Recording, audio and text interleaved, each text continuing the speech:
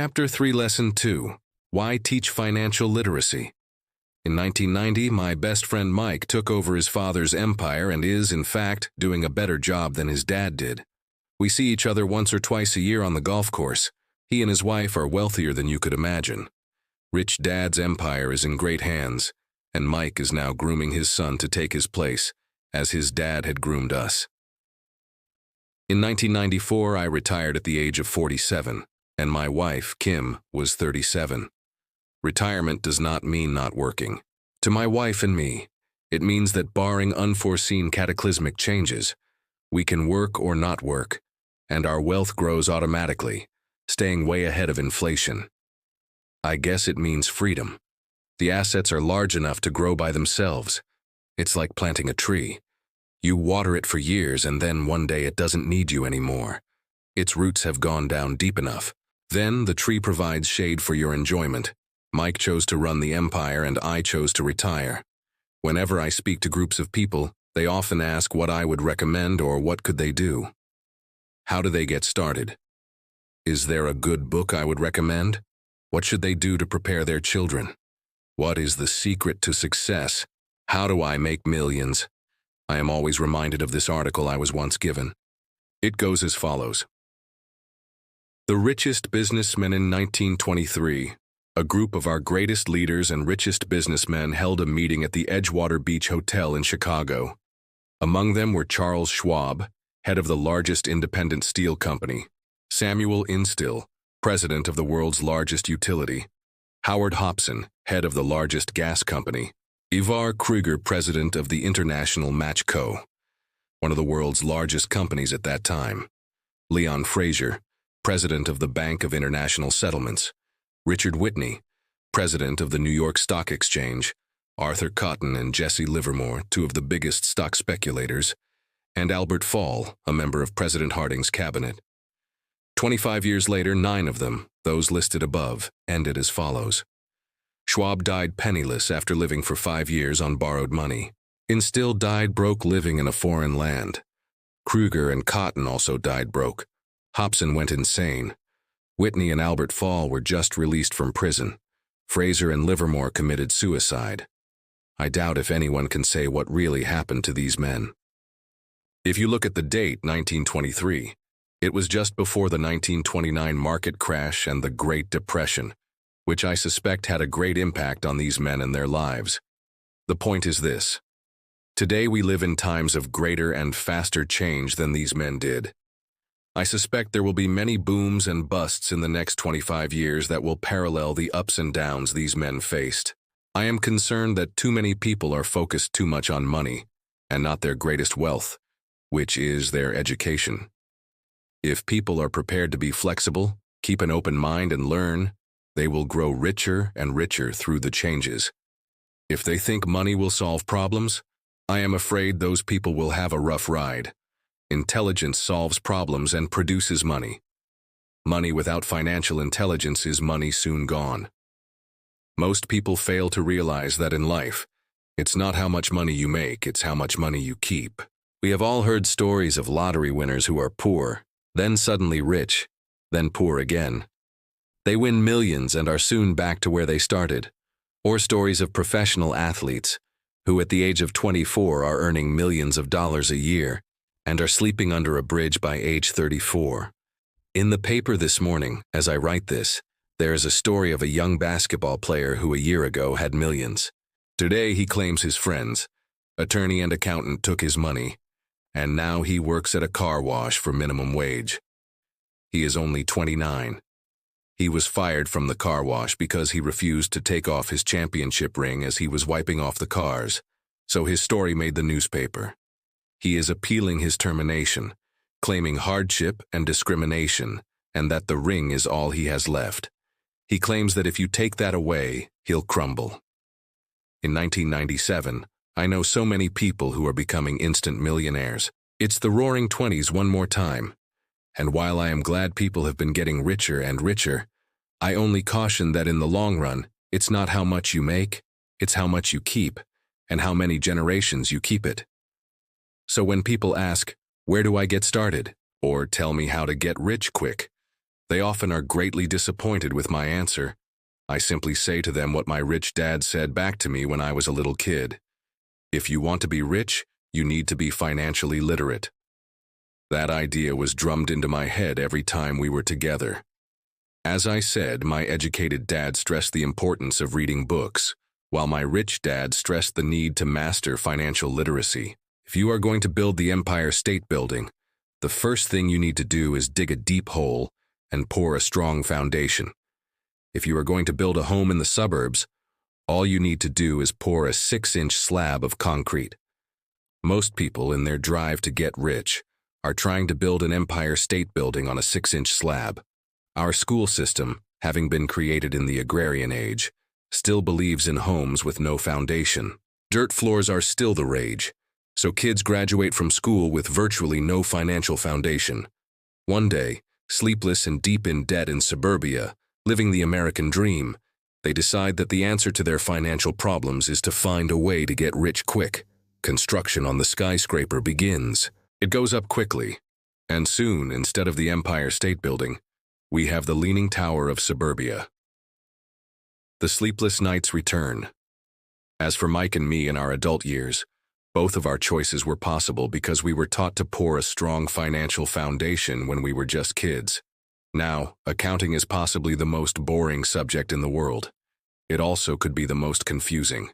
But if you want to be rich, long term, it could be the most important subject.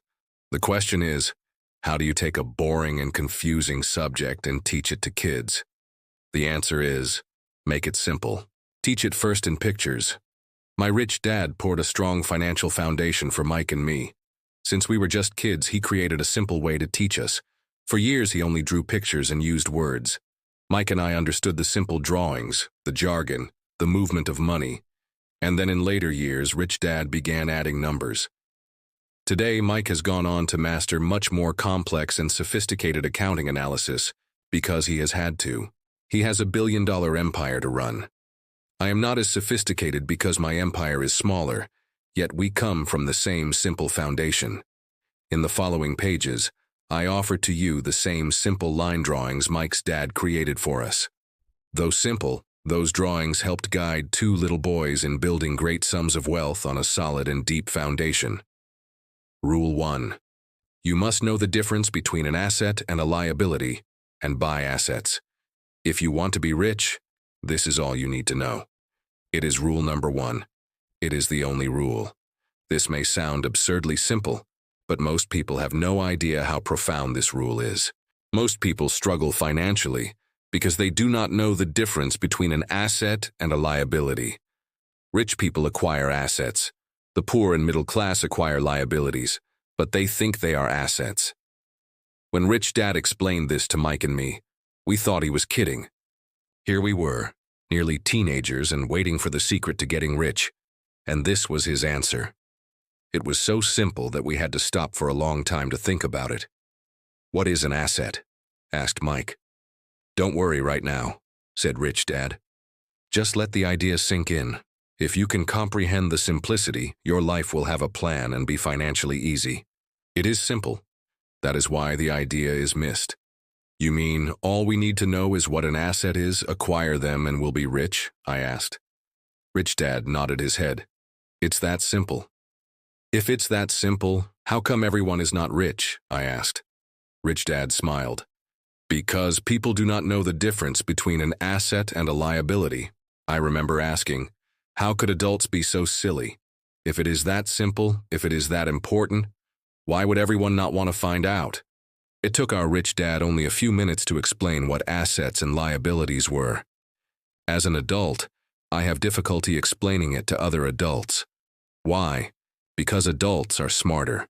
In most cases, the simplicity of the idea escapes most adults because they have been educated differently. They have been educated by other educated professionals, such as bankers, accountants, real estate agents, financial planners, and so forth. The difficulty comes in asking adults to unlearn or become children again. An intelligent adult often feels it is demeaning to pay attention to simplistic definitions. Rich Dad believed in the KISS principle, keep it simple, stupid. So he kept it simple for two young boys, and that made the financial foundation strong. So what causes the confusion? Or how could something so simple be so screwed up? Why would someone buy an asset that was really a liability? The answer is found in basic education. We focus on the word literacy and not financial literacy. What defines something to be an asset or something to be a liability are not words. In fact, if you really want to be confused, look up the words asset and liability in the dictionary. I know the definition may sound good to a trained accountant, but for the average person it makes no sense. But we adults are often too proud to admit that something does not make sense. As young boys, Rich Dad said, "What defines an asset is not words but numbers. And if you cannot read the numbers, you cannot tell an asset from a hole in the ground." In accounting, Rich Dad would say, "It's not the numbers but what the numbers are telling you. It's just like words. It's not the words, but the story the words are telling you." Many people read but do not understand much. It's called reading comprehension, and we all have different abilities when it comes to reading comprehension. For example, I recently bought a new VCR. It came with an instruction book that explained how to program the VCR. All I wanted to do was record my favorite TV show on Friday night. I nearly went crazy trying to read the manual. Nothing in my world is more complex than learning how to program my VCR. I could read the words, but I understood nothing. I get an A for recognizing the words. I get an F for comprehension. And so it is with financial statements for most people. If you want to be rich, you've got to read and understand numbers. If I heard that once, I heard it 1,000 times from my rich dad. And I also heard, "The rich acquire assets and the poor and middle class acquire liabilities." Here is how to tell the difference between an asset and a liability. Most accountants and financial professionals do not agree with the definitions, but these simple drawings were the start of strong financial foundations for two young boys. To teach preteen boys, Rich Dad kept everything simple, using as many pictures as possible, as few words as possible, and no numbers for years. This is the cash flow pattern of an asset. Judici income. Expense. Assets, liabilities. The above box is an income statement, often called a profit and loss statement. It measures income and expenses, money in and money out. The bottom diagram is the balance sheet. It is called that because it is supposed to balance assets against liabilities. Many financial novices don't know the relationship between the income statement and the balance sheet. That relationship is vital to understand. The primary cause of financial struggle is simply not knowing the difference between an asset and a liability. The cause of the confusion is found in the definition of the two words. If you want a lesson in confusion, simply look up the words asset and liability in the dictionary. Now, it may make sense to trained accountants, but to the average person, it may as well be written in Mandarin. You read the words in the definition, but true comprehension is difficult. So, as I said earlier, my rich dad simply told two young boys that assets put money in your pocket. Nice, simple, and usable. This is cash flow pattern of a liability. Income. Expense. Praus. Nam. Assets, liabilities. Now that assets and liabilities have been defined through pictures, it may be easier to understand my definitions in words. An asset is something that puts money in my pocket. A liability is something that takes money out of my pocket. This is really all you need to know. If you want to be rich, simply spend your life buying assets.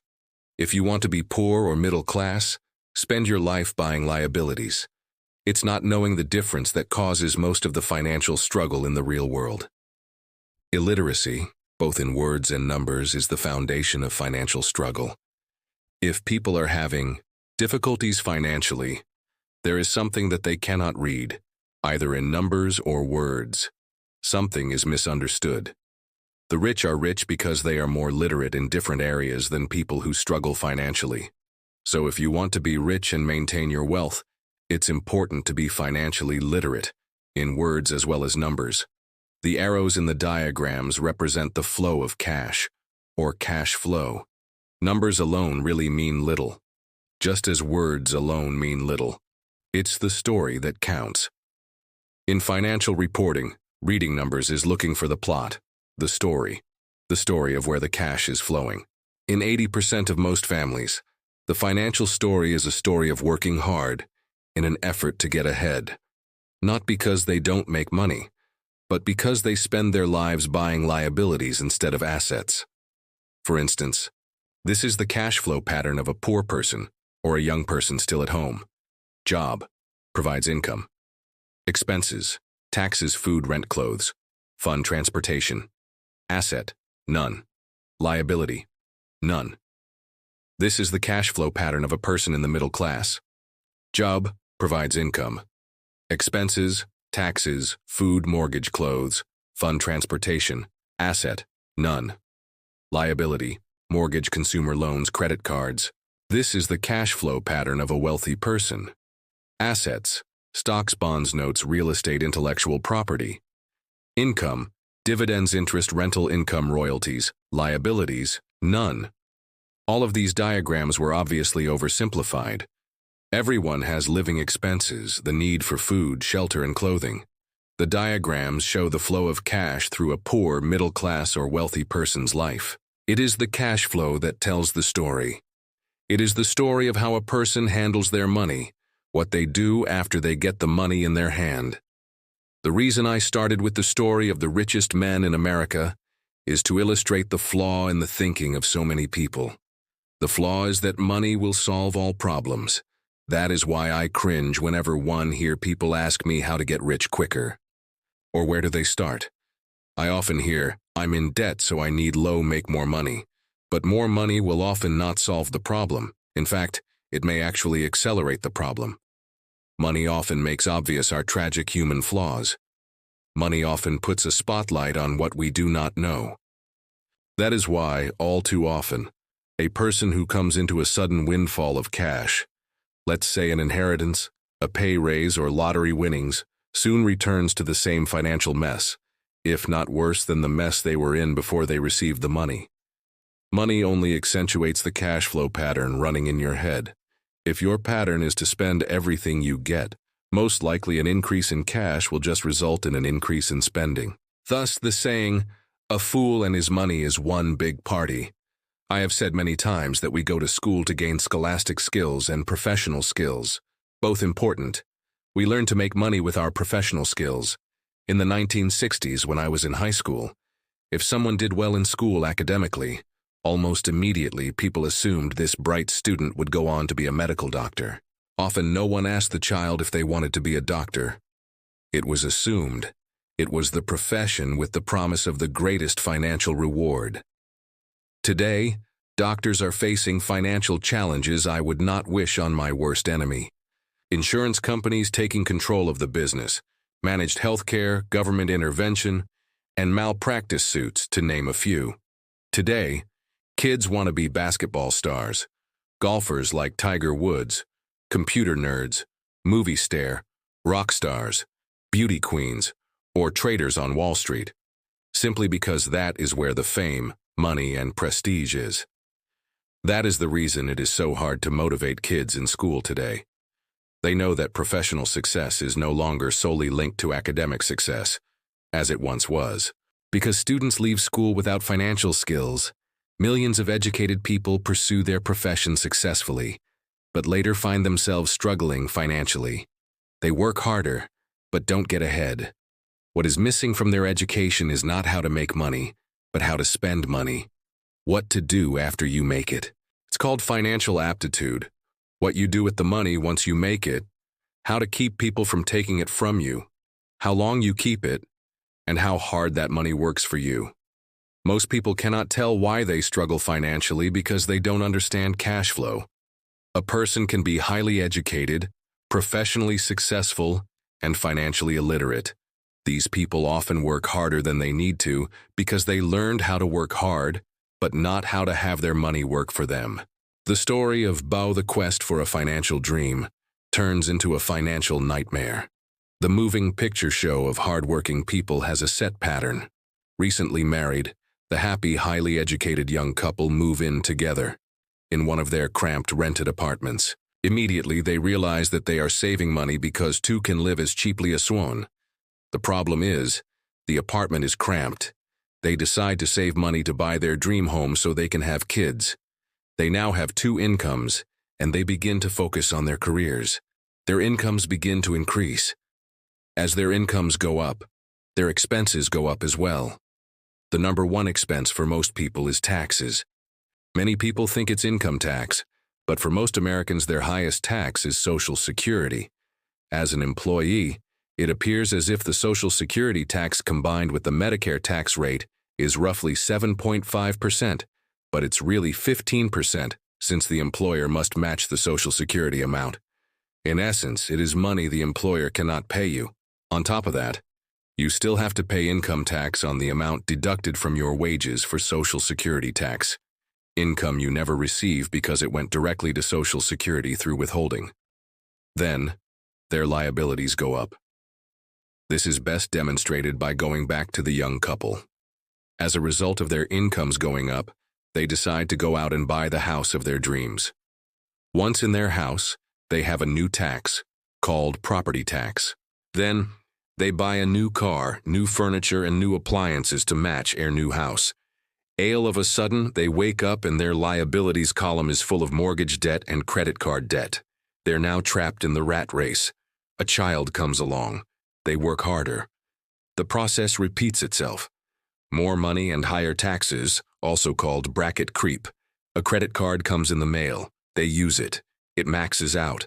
A loan company calls and says their greatest asset, their home, has appreciated in value.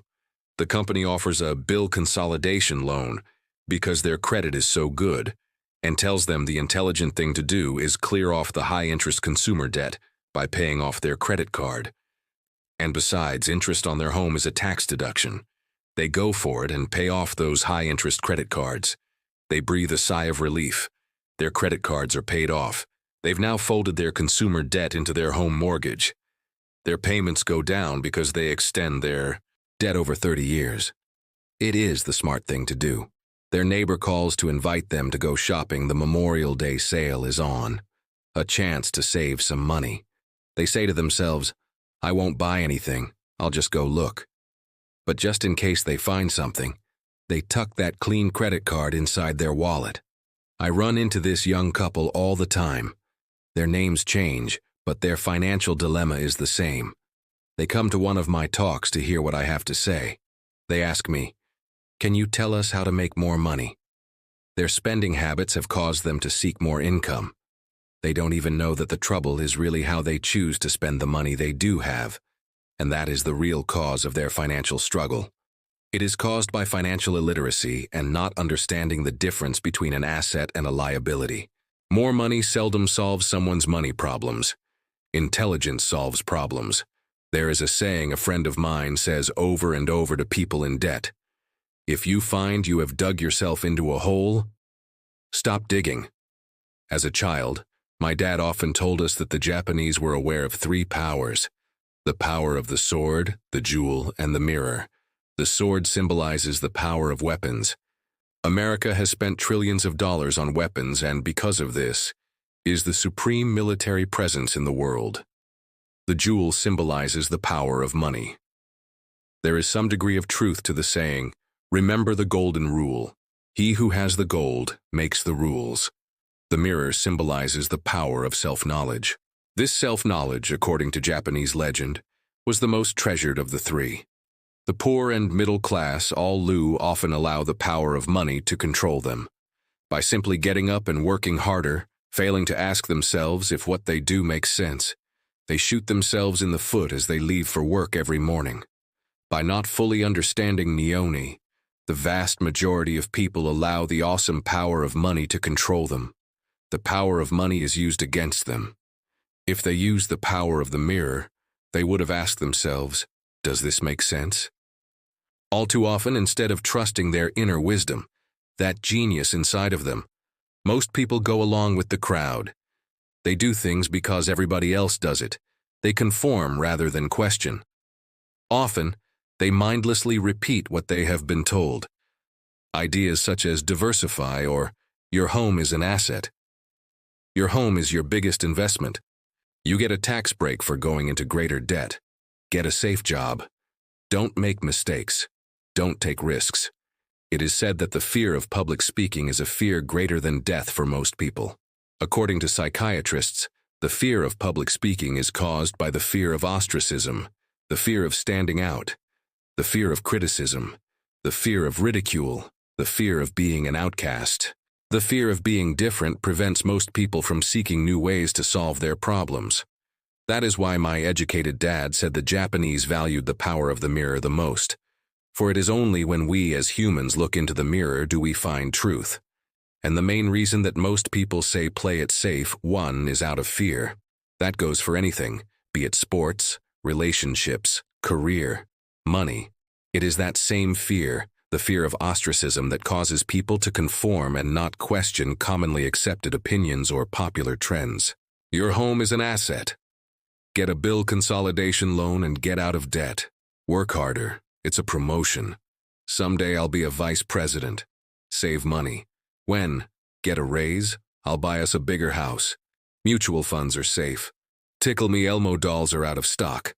But I just happen to have one in back that another customer has not come by for yet. Many great financial problems are caused by going along with the crowd and trying to keep up with the Joneses. Occasionally, we all need to look in the mirror and be true to our inner wisdom, rather than our fears. By the time Mike and I were 16 years old, we began to have problems in school. We were not bad kids.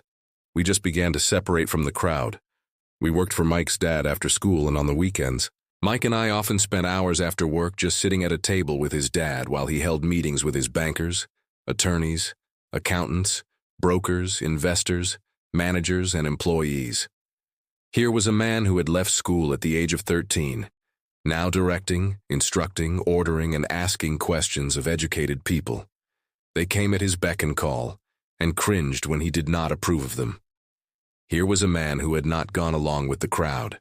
He was a man who did his own thinking and detested the words, "We have to do it this way because that's the way everyone else does it." He also hated the word can't. If you wanted him to do something, just say, "I don't think you can do it." Mike and I learned more sitting at his meetings than we did in all our years of school, college included. Mike's dad was not school educated, but he was financially educated and successful as a result. He used to tell us over and over again, an intelligent person hires people who are more intelligent than they are. So Mike and I had the benefit of spending hours listening to and, in the process, learning from intelligent people. But because of this, both Mike and I just could not go along with the standard dogma that our teachers preached. And that caused the problems. Whenever the teacher said, "If you don't get good grades, you won't do well in the real world," Mike and I just raised our eyebrows. When we were told to follow set procedures and not deviate from the rules, we could see how this schooling process actually discouraged creativity. We started to understand why our rich dad told us that schools were designed to produce good employees instead of employers. Occasionally, Mike or I would ask our teachers how what we studied was applicable, or we asked why we never studied money and how it worked. To the later question, we often got the answer that money was not important, that if we excelled in our education, the money would follow. The more we knew about the power of money, the more distant we grew from the teachers and our classmates. My highly educated dad never pressured me about my grades. I often wondered why. But we did begin to argue about money. By the time I was 16, I probably had a far better foundation with money than both my mom and dad. I could keep books. I listened to tax accountants, corporate attorneys, bankers, real estate brokers, investors, and so forth. My dad talked to teachers. One day my dad was telling me why our home was his greatest investment. A not too pleasant argument took place when I showed him why I thought a house was not a good investment. The following diagram illustrates the difference in perception between my rich dad and my poor dad when it came to their homes. One dad thought his house was an asset, and the other dad thought it was a liability. I remember when I drew a diagram for my dad showing him the direction of cash flow. I also showed him the ancillary expenses that went along with owning the home. A bigger home meant bigger expenses, and the cash flow kept going out through the expense column. Today, I am still challenged on the idea of a house not being an asset, and one know that for many people, it is their dream as well as their largest investment, and owning your own home is better than nothing. I simply offer an alternate way of looking at this popular dogma. If my wife and I were to buy a bigger, more flashy house, we realize it would not be an asset. It would be a liability, since it would take money out of our pocket. So here is the argument I put forth. I really do not expect most people to agree with it, because a nice home is an emotional thing. And when it comes to money, high emotions tend to lower financial intelligence. Elite one know from personal experience that money has a way of making every decision emotional. 1. When it comes to houses, I point out that most people work all their lives paying for a home they never own. In other words, most people buy a new house every so many years, each time incurring a new 30-year loan to pay off the previous one. Even though people receive a tax deduction for interest on mortgage payments, they pay for all their other expenses with after-tax dollars, even after they pay off their mortgage. Property taxes. My wife's parents were shocked when the property taxes on their home went to $1,000 a month. This was after they had retired, so the increase put a strain on their retirement budget, and they felt forced to move. Houses do not always go up in value. In 1997, I still have friends who owe $1 million for a home that will today sell for only $700,000. 5. The greatest losses of all are those from missed opportunities. If all your money is tied up in your house, you may be forced to work harder because your money continues blowing out of the expense column instead of adding to the asset column. The classic middle-class cash flow pattern. If a young couple would put more money into their asset column early on, their later years would get easier, especially as they prepared to send their children to college. Their assets would have grown and would be available to help cover expenses. All too often, a house only serves as a vehicle for incurring a home equity loan to pay for mounting expenses. In summary, the end result in making a decision to own a house that is too expensive in lieu of starting an investment portfolio early on impacts an individual in at least the following 3 ways. Loss of time, during which other assets could have grown in value. Loss of additional capital, which could have been invested instead of paying for high maintenance expenses related directly to the home. 3. Loss of education. Too often, people count their house savings and retirement plan as all they have in their asset column. Because they have no money to invest, they simply do not invest. This costs them investment experience. Most never become what the investment world calls a sophisticated investor, and the best investments are usually first sold to sophisticated investors, who then turn around and sell them to the people playing it safe. I am not saying don't buy a house. I am saying understand the difference between an asset and a liability. When I want a bigger house, I first buy assets that will generate the cash flow to pay for the house. My educated dad's personal financial statement best demonstrates the life of someone in the rat race. His expenses seem to always keep up with his income, never allowing him to invest in assets. As a result, his liabilities, such as his mortgage and credit card debts, are larger than his assets. The following picture is worth 1,000 words. Educated dad's financial statement. Income, expense, asset, liability. My rich dad's personal financial statement, on the other hand, reflects the results of a life dedicated to investing and minimizing liabilities. Rich dad's financial statement. Income, expense, asset, liability. A review of my rich dad's financial statement is why the rich get richer. The asset column generates more than enough income to cover expenses, with the balance reinvested into the asset column. The asset column continues to grow, and therefore, the income it produces grows with it. The result being, the rich get richer. Why the rich get richer? Income, assets. More income. Expenses are low, liabilities are low. The middle class finds itself in a constant state of financial struggle. Their primary income is through wages, and as their wages increase, so do their taxes. Their expenses tend to increase in equal increments as their wages increase, hence the phrase, the rat race. They treat their home as their primary asset, instead on investing in income-producing assets. Why the middle-class struggle income goes up. Expenses go up. Assets do not increase. Liabilities do increase. This pattern of treating your home as an investment, and the philosophy that a pay raise means you can buy a larger home or spend more, is the foundation of today's debt-ridden society. This process of increased spending throws families into greater debt and into more financial uncertainty, even though they may be advancing in their jobs and receiving pay raises on a regular basis. This is high-risk living caused by weak financial education. The massive loss of jobs in the 1990s, the downsizing of businesses has brought to light how shaky the middle class really is financially. Suddenly, company pension plans are being replaced by 401k plans. Social Security is obviously in trouble and cannot be looked at as a source for retirement. Panic has set in for the middle class. The good thing today is that many of these people have recognized these issues and have begun buying mutual funds. This increase in investing is largely responsible for the huge rally we have seen in the stock market. Today, there are more and more mutual funds being created to answer the demand by the middle class. Mutual funds are popular because they represent safety.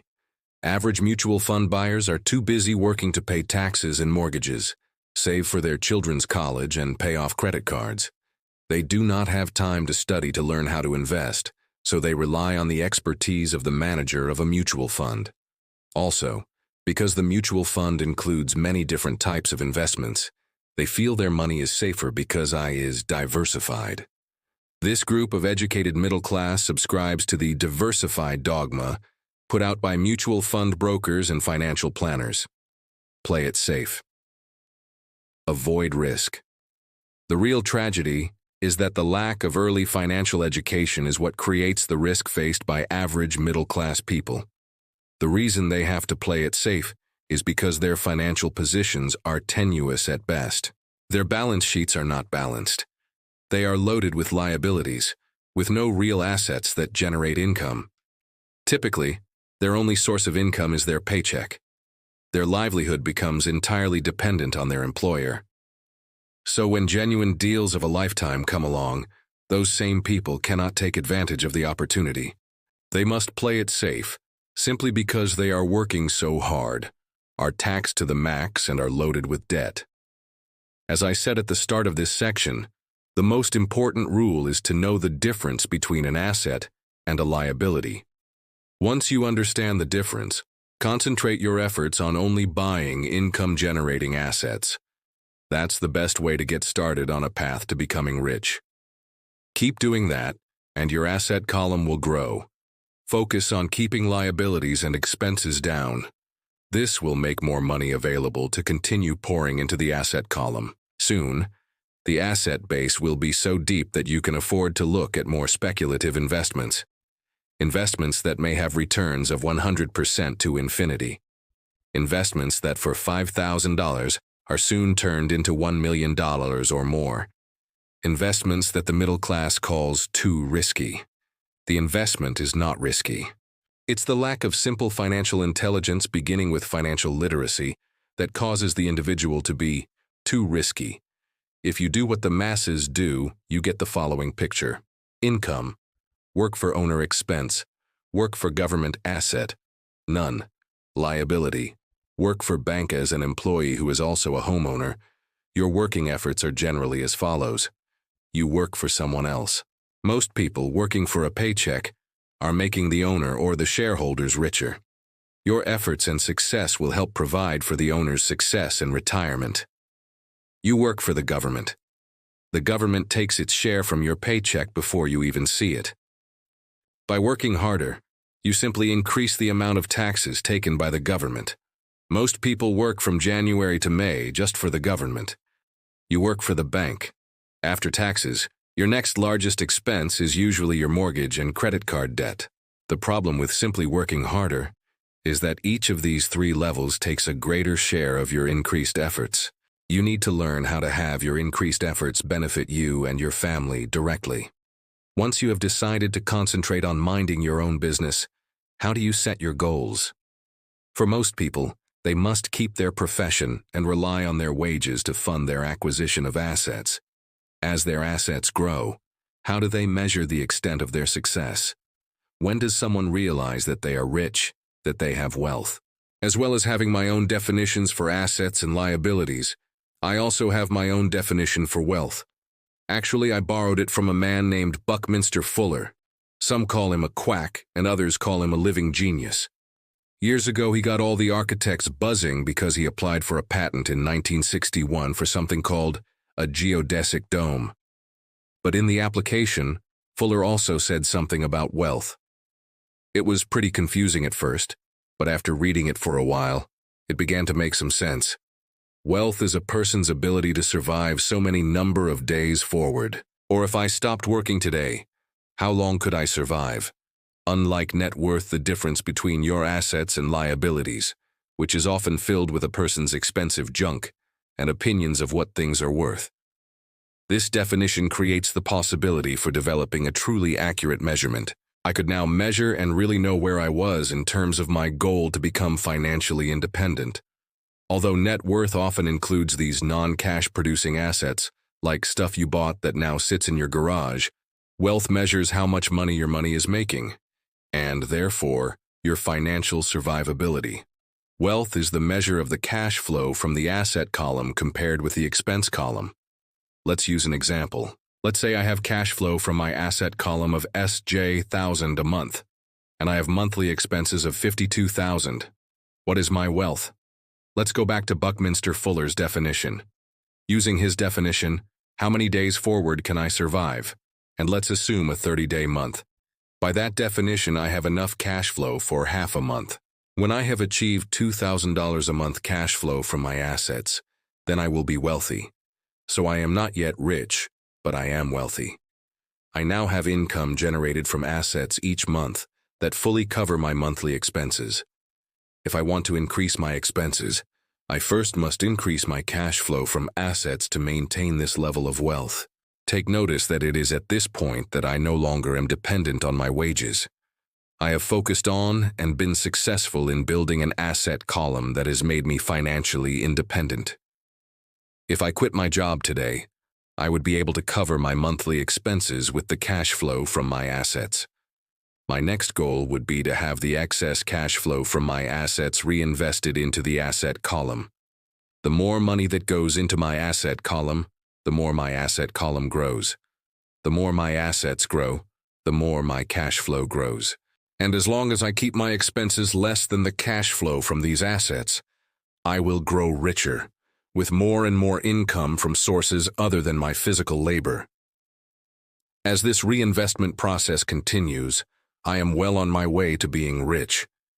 The actual definition of rich is in the eye of the beholder. You can never be too rich. Just remember this simple observation: the rich buy assets. The poor only have expenses.